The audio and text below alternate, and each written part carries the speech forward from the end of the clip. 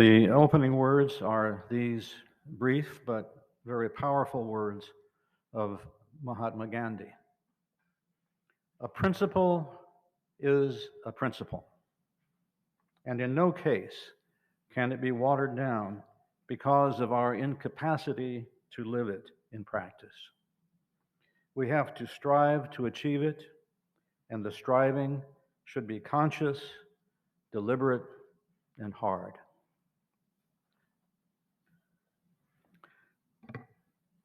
Good morning, everyone. On behalf of the entire congregation, I welcome you to the Unitarian Universalist Church of the Shenandoah Valley. I'm Bob Lessman, your worship associate for today's service. We gather together with our doubts as well as our convictions, with our fears and our hopes, with our failures and our aspirations, with our sorrows and our joys. Whether you're joining us for the first time or you've been a member or friend for many years, we are glad that you are here. Whatever faiths you've known, if any, whatever your background, whoever you are, whomever you love, however you arrived here, you are welcome. Our speaker today is Charles Uphouse, who will speak on the topic of Winchester's churches and slavery on the eve of the Civil War. Charles is a retired Foreign Service officer with the Agency for International Development, where he worked primarily on food security, environment, and related policy issues focused on South Asia and the Middle East. In retirement, he enjoys singing with the Arts Chorale and gardening. He serves as an elder in the First Presbyterian Church in Winchester. He and his wife, Catherine, have 2 children. Now, as Alice Irvin comes forward, let us all say together the words for lighting our chalice. In the light of truth and the warmth of love, we gather to seek, to sustain, to share.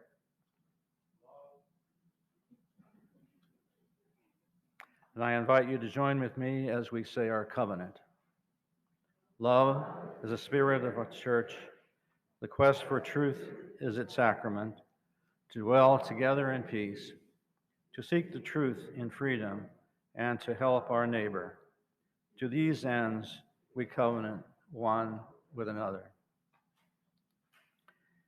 Please join me in a time of silence as we hold in our hearts all those in our nation and the world who are struggling with challenges and losses from COVID-19, racial and economic inequalities and injustices, and the hardships and devastations related to climate change.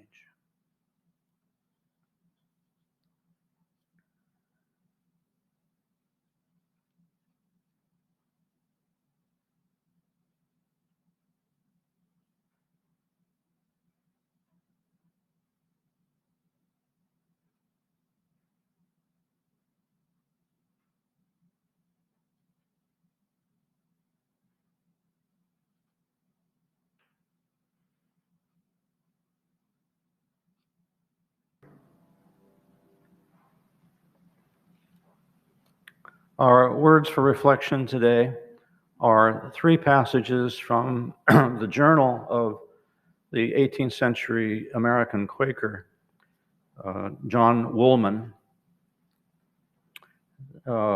His ideas about slavery and his writings on slavery were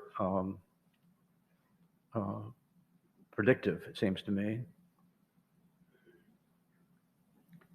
To suppose it right that an innocent man shall at this day be excluded from the common rules of justice, be deprived of that liberty which is the natural right of human creatures, and be a slave to others during life, is a supposition too gross to be admitted into the mind of any person who sincerely desires to be governed by solid principles. That the liberty of man was by the inspired lawgiver esteemed precious appears in this, that such who unjustly deprive men of it were to be punished in like manner as if they had murdered them.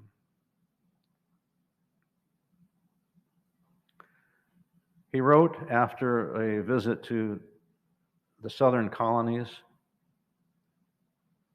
I saw in these southern provinces so many vices and corruptions increased by this trade and this way of life that it appeared to me to be a dark gloominess hanging over the land.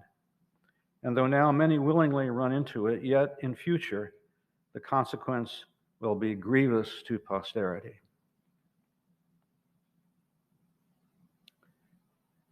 These are the people by whose labor the other inhabitants are in a great measure supported, and many of them in luxuries of life. These are the people who have made no agreement to serve us, and who have not forfeited their liberty that we know of. These are souls for whom Christ died, and for our conduct toward them, we must answer before him, who is no respecter of persons. Good morning. Thank you, Bob, and anyone else who may have been responsible for the invitation to speak this morning. It's a joy to be here. This is a subject I started looking into just out of personal curiosity some time ago, and then it morphed into a paper that I presented to the Torch Club, and I had thought that was pretty much going to be the end of it, but I've since been asked to continue, and this now is the third time I've talked about this subject based on this paper. So I began exploring the subject when I learned of instances in the pre-Civil War South of churches being slave owners. That I found this surprising reflects a gap in my and presumably others' education. Incidents over the past year and the current upsurge of discussion of white privilege and institutional racism have further provoked my interest in the subject. There's so much in our history that we were never taught and are only beginning to learn and come to grips with. Before there can be any comprehensive righting of past wrongs, we first have to understand the nature and extent of those wrongs. My hope is that this paper will be a small contribution toward that end. Most of the accounts of slavery that have come down to us do not include discussion of institutional slavery, that is, the possession of slaves by legal persons, such as schools or factories or, yes, churches. This practice in the Western Hemisphere began with the Spanish and Portuguese colonizers with the endorsement of the Roman Catholic Church. The church as an institution condoned slavery and had basically all the way back to its earliest days. Hadn't St. Paul, after all, taken the institution of slavery for granted? Catholic communities in the North American colonies frequently owned slaves. Georgetown University is a case close to home. Georgetown College, as it was then known, relied on Jesuit-owned plantations in Maryland, which employed slave labor for its financial support.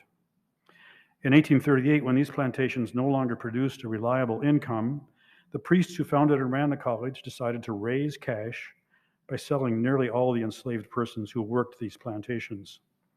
A total of 272 were sold, for the equivalent of about 3.3 million in today's money.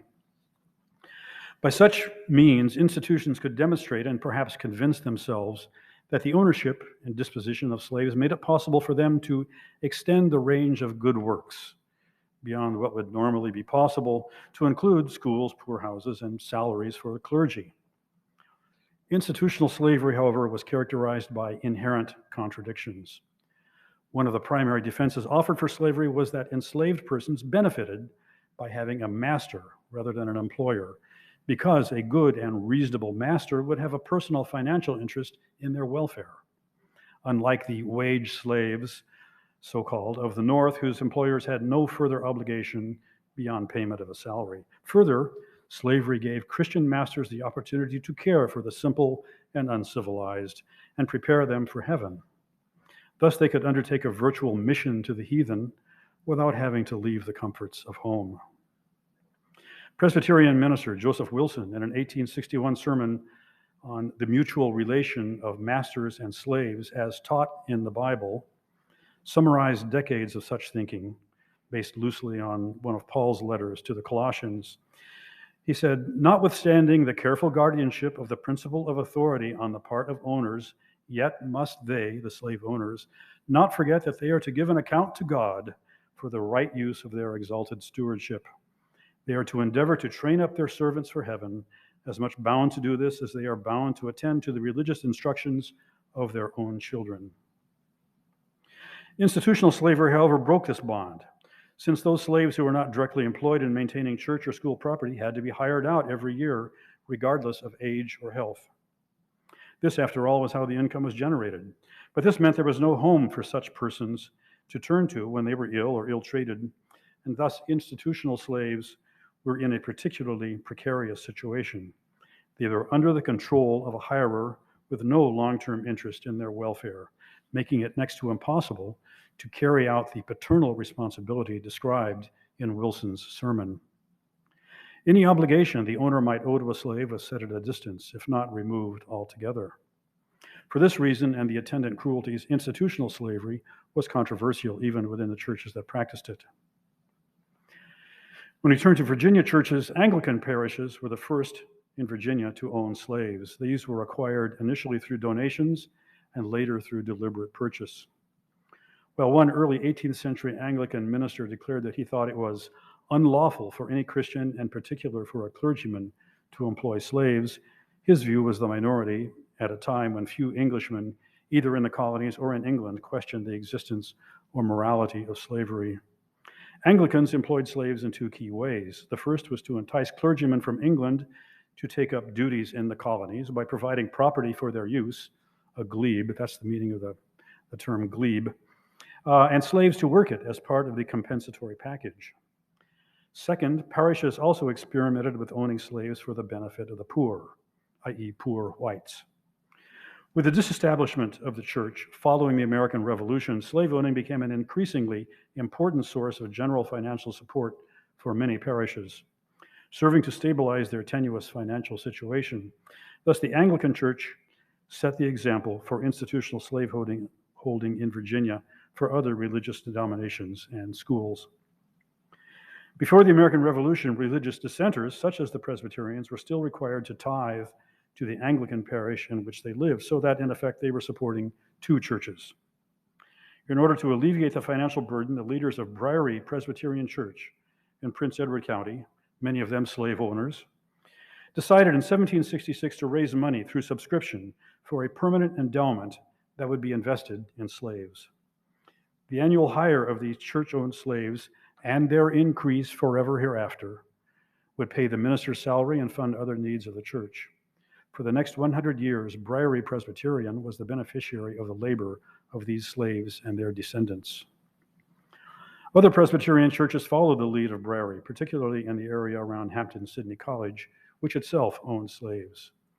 And while Presbyterian slave ownership was most prevalent there, it was not limited to Prince Edward County.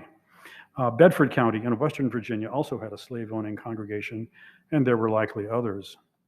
The case of Briery is important for several reasons.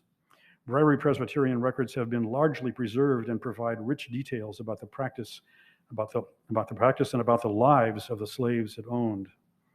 These records show that it was a source of significant controversy within the church. The practice was actively opposed in varying degrees by some members and ministers. One minister at Briery, William Hill, whose salary was paid out of slave-generated income, called it the worst kind of slavery. His tenure at Briery was brief, but it should be noted that Hill's opposition was not to slavery per se.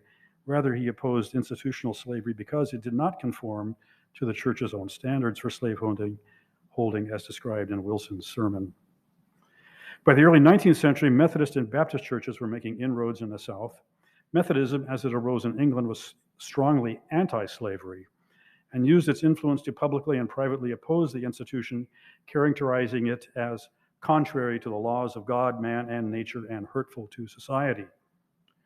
Early Methodist preachers in this country not only liberated their own slaves, but adopted rules requiring members who owned slaves and lived in states where emancipation was possible to free them or to withdraw from the church.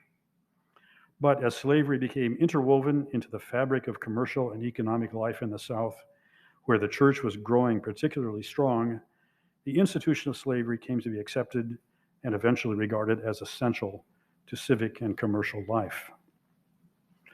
While institutional slavery like that practiced at Briery Presbyterian was controversial, on the larger question of the morality of slavery, churches in the pre-war South were, by the early 19th century, virtually unanimous in at least condoning it, if not actively promoting its continuation and expansion. When we turn to Winchester and Frederick County, in 1860, Virginia had their largest number of enslaved persons of any state, even though other states had a higher percentage. In 1860, Virginia had 481,000 slaves, 30.7% of the total population, most of them held east of the Blue Ridge. In 1860, 39 of Virginia's counties had a majority enslaved population. According to the 1860 census, Frederick County, including the city of Winchester, had 2,259 slaves out of the total population of roughly 21,000, or 11% of the total. This was relatively low for Virginia. By way of contrast, Clark County, just to the east of us, had 3,700 slaves who made up 48% of the total population. In Frederick County, there were 405 slave owners, 1/3 of them women. The greatest number of slaves owned by any one individual was 34. Among the churches in Winchester at the outset of the Civil War were 2 Presbyterian churches, Kent Street and Loudon Street, 2 Methodist, Braddock Street and Market Street, 1 Lutheran, 1 Episcopalian, 1 Baptist, and 1 Quaker meeting house. There is no evidence that any of these churches themselves owned slaves, which is one of the questions that led me to initially get into this subject. However, many church leaders, pastors, deacons, trustees, and elders did. The remainder of this paper discusses the role of Winchester churches through examination of slave ownership by this group of clergy and lay leaders based on available church histories. Information on slaveholding in Winchester and Frederick County is drawn from the 1850 and 1860 slave owner census, which was completed every 10 years as part of the regular national census. This census listed the owner, the number owned, their sex, age, and color, i.e., black or mulatto. Enslaved persons were listed only by number, not by name. The oldest Presbyterian church in the town of Winchester was Kent Street Church. James Robert Graham was the 4th and last pastor. He was born in and trained in the North, but married a Southern woman and came to identify totally with the South. Maybe there's a moral there, you can decide for yourself. General Stonewall Jackson, his wife and daughter were frequent visitors to the Graham home during the winter of 1861-62. And when Jackson was in Winchester, he attended Sunday services at Kent Street Church with his staff on a regular basis. Reverend Andrew Boyd was pastor of Loudon Street Church and was outspoken in his defense of slavery. He owned 20 slaves, making him one of the larger slave owners in the area.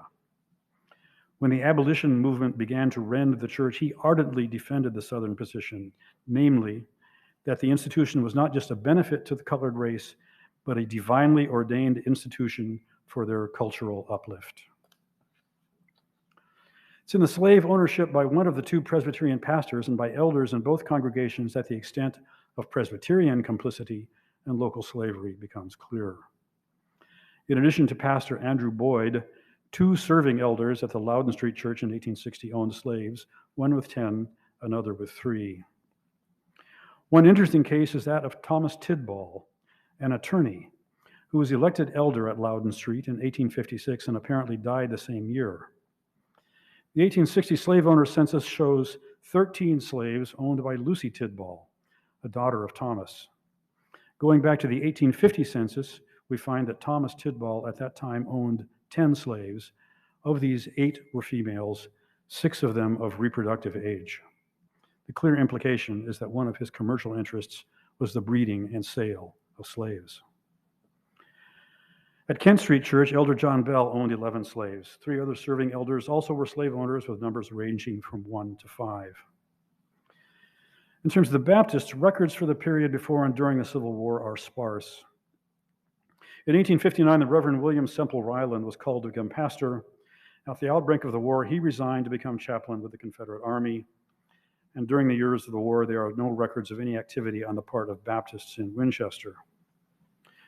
At Christ Episcopal, no one identified among the leadership in 1860 was listed as a slave owner in the 1860 census. Cornelius Walker, the rector from 1848 to 61, resigned in February of that year to become rector at Christ Church in Alexandria. And after the war, he joined the faculty of Virginia Theological Seminary and eventually became dean of the seminary. In terms of the Methodist churches, the initial break between the Northern and Southern Methodist churches came in 1844 with the formation of the Methodist Episcopal Church South, which included the Baltimore Conference, of which Market Street Church in Winchester was a member. In March 1860, the Baltimore Conference of the ME, Methodist Episcopal Church, met in Winchester. One of its resolutions was that this conference disclaims having the least sympathy with the abolitionists.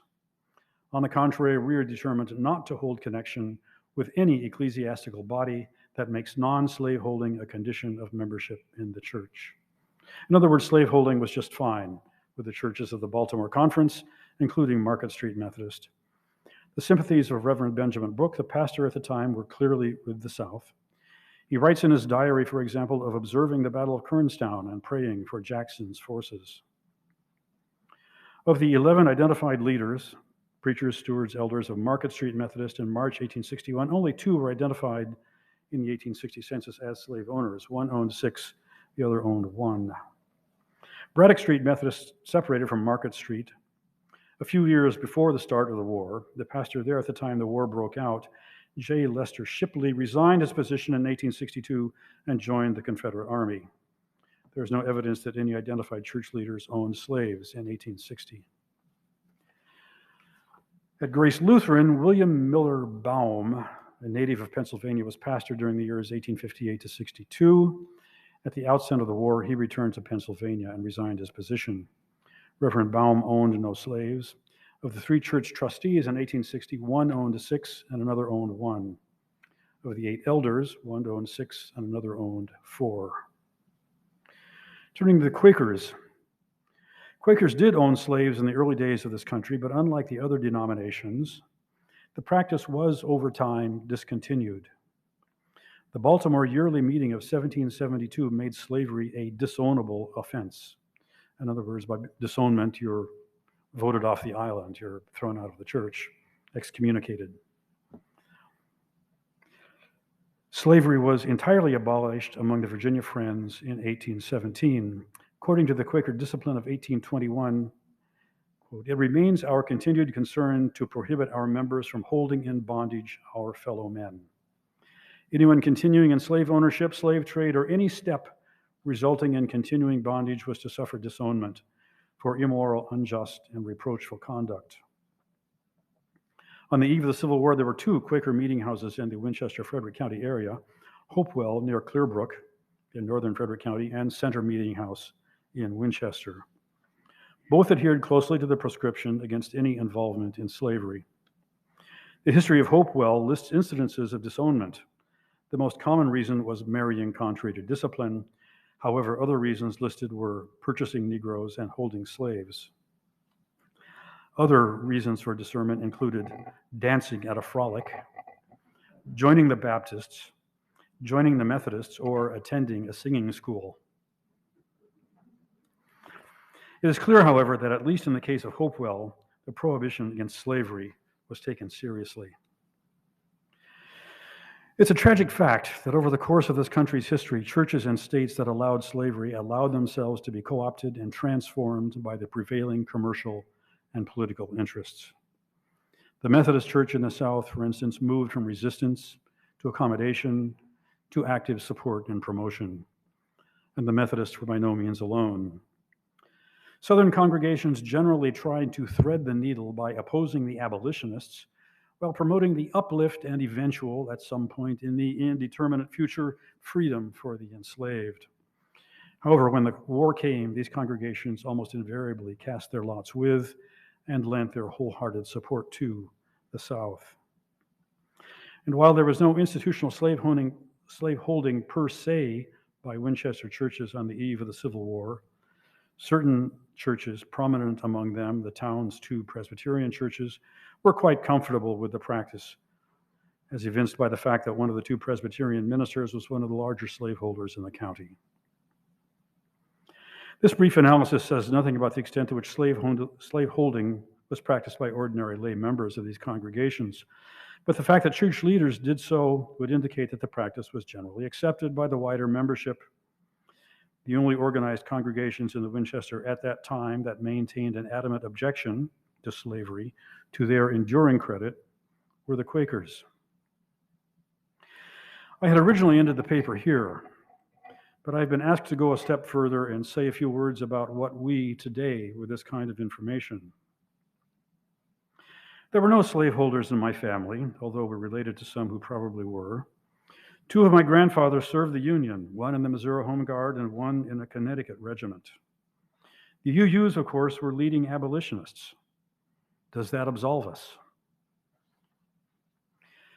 Well, as Isabel Wilkerson points out in Caste, a book that I highly recommend for those who have not read it, we all live in the house these people, the founding fathers, built, and there are cracks in the foundation.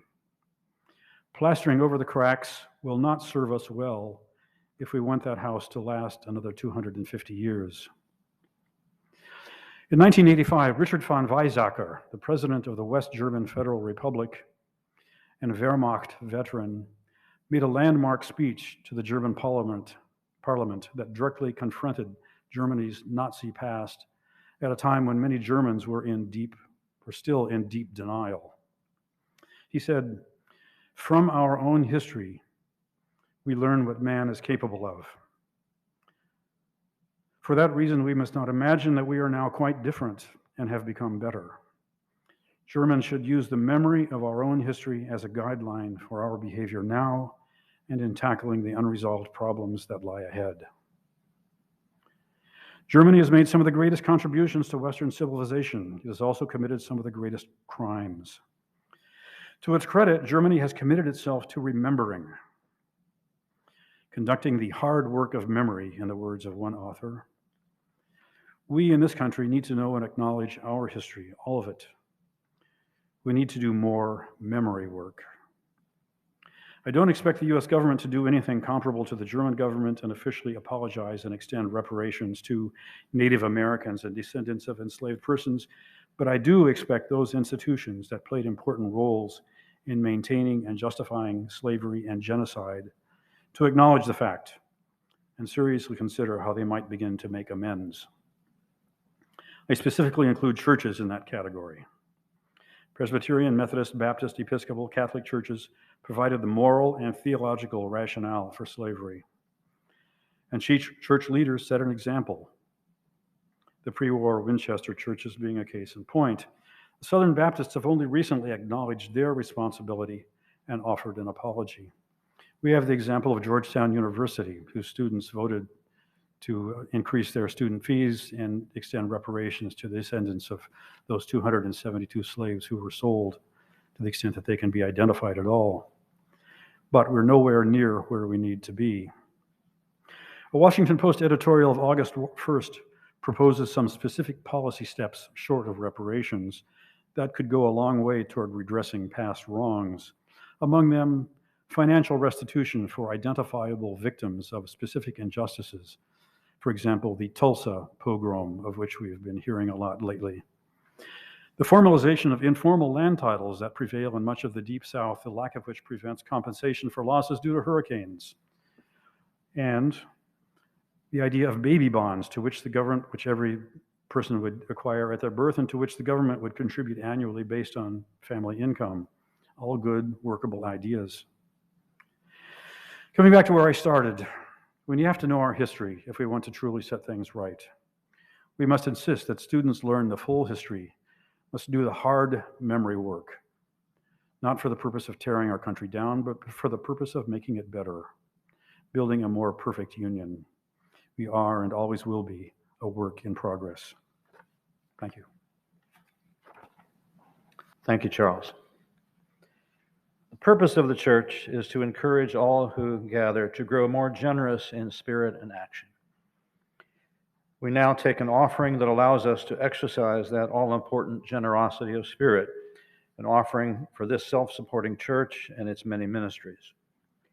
The Share of the Plate recipient this month is the Kids Club of the Northern Shenandoah Valley, an organization focusing on after-school and summer programs designed to enhance the learning of children, with special emphasis on those with economic hardship. Except for donations marked as pledges, half of today's offering will go to support this organization's work, which is aligned with our UU values.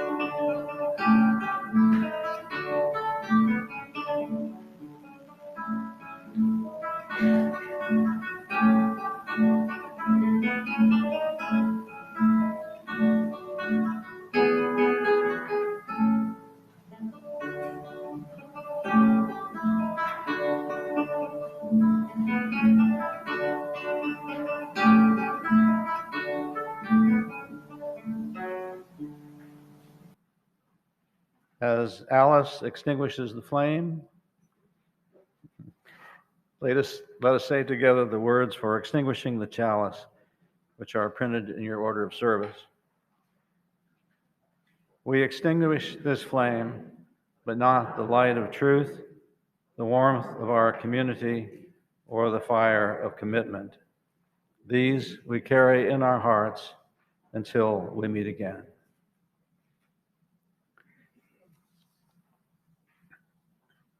These are the words of ethicist Deborah Rhodey. Enduring satisfaction is most often a byproduct of participating in worthwhile activities that do not have happiness as their primary goal. Ultimate fulfillment comes from a sense of remaining true to core ideals and principles, and of using life for something of value that outlasts it. Now, may the blessing of truth be upon us, the power of love direct us and sustain us, and may the peace of this community preserve our going out and our coming in from this time forth until we meet again.